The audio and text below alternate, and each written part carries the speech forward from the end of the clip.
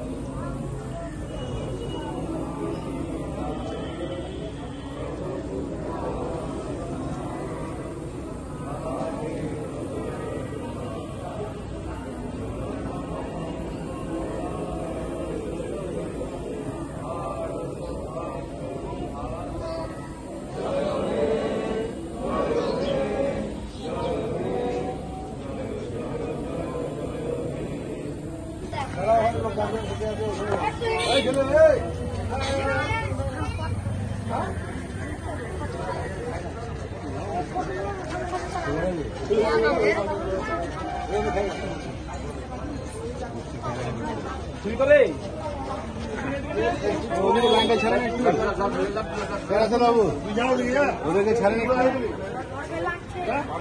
আপনার দিকে লাইনটাকে ছাড়ুন।